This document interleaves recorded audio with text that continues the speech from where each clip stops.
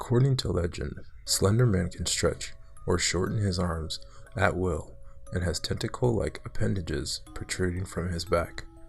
His presence can cause memory loss, insomnia, paranoia, nosebleeds, and coughing fits. Whenever the Slender Man appears, children are abducted. They say he lures them into the woods, then controls their mind and forces them to walk into his outstretched arms. They are never seen again. A series of woodcuts were found in Germany. They date back to the 16th century and feature a tall man with no face, named Der Grobenman. According to his inscriptions, he is a mythical creature who lives in the Black Forest and creeps out of the woods at night to spirit away bad children. An old German journal dated 1702 contains a chilling tale. My child, my Lars, he is gone, taken from his bed. All that was left was a scrap of black clothing. Lars came running into my bedroom yesterday, screaming at the top of his lungs. "The tall man is outside," he cried. When I asked him what he was talking about, he told me about Der Grobenman. He said he went into the groves by our village and found one of my cows dead. Its carcass was hanging from a tree. I thought nothing of it at first, but now my poor Lars is gone. We must find him and leave this place before we are all killed. I am sorry, my son. I should have listened to you. May God forgive me. Another account was found in a book of collected folklore concerning supernatural creatures. When I was younger, a cousin of mine came to live with us. He was older than me and my sisters, maybe 16 or 17. We were the only family he had left in the world. He was the worst liar you'd ever meet. Anything he'd tell you was a lie. I liked him alright. We slept in a loft during the summer because it was cooler up there, me and him, and in the winters, we slept on the floor closer to the stove. My sisters had their own room. So one night, my cousin wakes me up by punching me in the shoulder. And it's summer, so we're up in the loft, and my first thought when he wakes me up is to just push him out because I'm not happy at being waked up, you know? But before I can say anything, he puts his hand over my mouth, and even though it's dark, I can hear that he's scared. "Listen," he says, and so I listen real careful. It's this scratching, like something on the roof, and the roof is right over our heads, mind you, because we're in the loft. I was rattled, but I wasn't having none of it. "So?" I say to him. "It's just some raccoon or a cat." "No," says John. "I heard it before I waked you up. It's like footsteps, like someone's walking up there." I wasn't taking no truck with that. I told you he was the awfulest liar.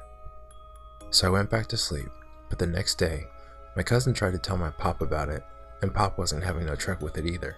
But one night later on, while we were all having supper, Pop sent out my youngest sister to fetch water from the pump we had in the back. After a while, we heard Lily scream, and it was Mom and Pop who got up first. The rest of us stayed at the table, because if we were to go out there and Lily was hurt and we were there to gloat, we'd get in trouble. Soon enough though, we heard Pop and Ma shouting too, so me and John went out to see if they needed our help. All they had was the water pail Lily carried out, and there wasn't no other sign of her. At first I didn't understand what was going on, with both Ma and Pop shouting, and by that time, my other sisters came out, and they started crying, and my cousin was just standing there in the yard, looking off towards something. "It's the man walking yonder," he yells, and he's pointing out across the field. No one's listening to him but me, and he keeps saying it. "It's the man walking yonder. It's the man walking yonder." You already know it was supper time, so you know the sun was setting and it was hard to see. But when I looked out over that field at the back of the house, the whole thing was lit up orange, and there was a row of big black trees that was the edge of the woods, you know? And I swear to you that I saw one of them trees moving, like a man walking away. But it couldn't have been a man, 'cause there ain't no man that tall and skinny. Papa seen it too, I think. He took us inside and locked all the doors, and he made us keep still while he got out his rifle. We waited like that all night, Ma crying the whole time. When the sun came up, we took a wagon into town and told folks what happened, though as I recall, nothing much came of it. John ran off a few weeks later, and we got a new house closer to the mill where Papa worked. I still can't manage to look at trees during sunset though, especially not on windy days when they all move back and forth, like a man walking away. The following is a witness account of an encounter with the Slenderman. After waking up with a jolt, the girl laid in bed a few seconds longer. Reaching over to switch on her bedside lamp, she tried to remember exactly what had stolen her sweet slumber away. When she couldn't, the brunette swung her legs over to the side of her bed and heaved herself up. Checking the time on her phone, she snorted when she saw it was midnight, the witching hour. Knowing that sleep would only evade her, she left her bedroom for the kitchen. A good cup of coffee was on her mind. As she passed by her front door, a chill ran down her spine. It's only winter, she told herself, focusing again on the coffee plan. Measuring out scoops, water, and preparing her cup kept her occupied, but as the dark liquid boiled, she had nothing left to keep her mind from wandering off. The chill returned as she couldn't help but glance behind her to the front door. It stood there innocently enough, just like always. The deadbolt was still in place, and she could see nothing amiss with it. Turning back to her coffee, she did her best to forget about the feeling. With her cup in hand, she started back towards her bedroom.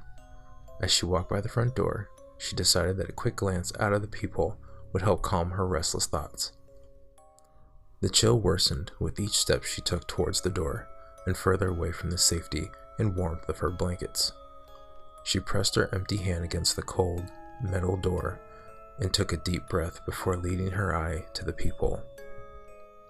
At first, she could only see an inky blackness and somehow seemed to swirl in itself.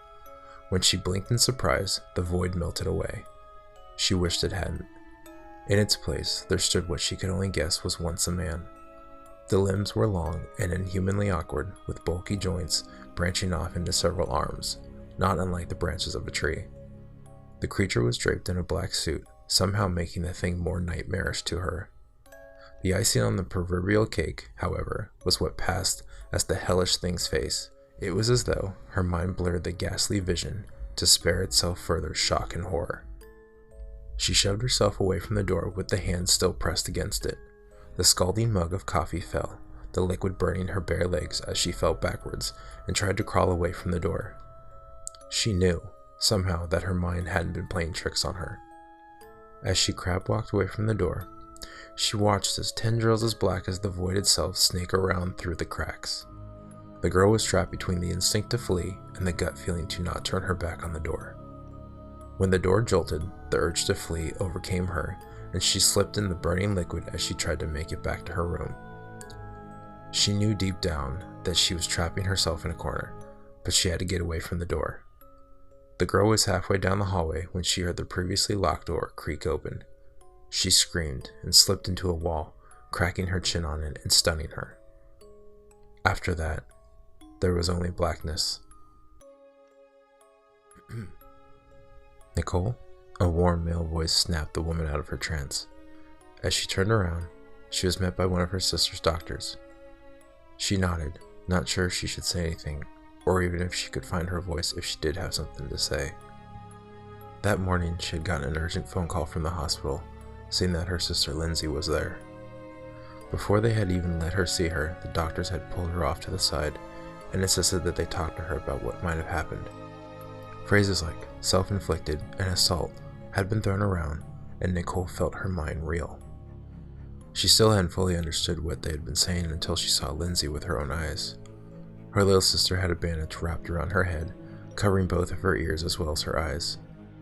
They said it was to keep her now deadened eyes from dying out and trying to keep infection out of the wounds Lindsay had made to her ears.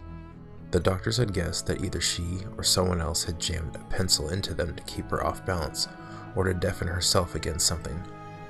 There was the mix of first and second degree burns on her hands, legs, and feet from what was assumed to be the coffee her neighbors found slipped all over the entry to her apartment. As Nicole walked into her sister's hospital room for the first time, she thought she had spied the silhouette of a man in the window. That she knew was impossible. Her sister's room was on the third story of the hospital.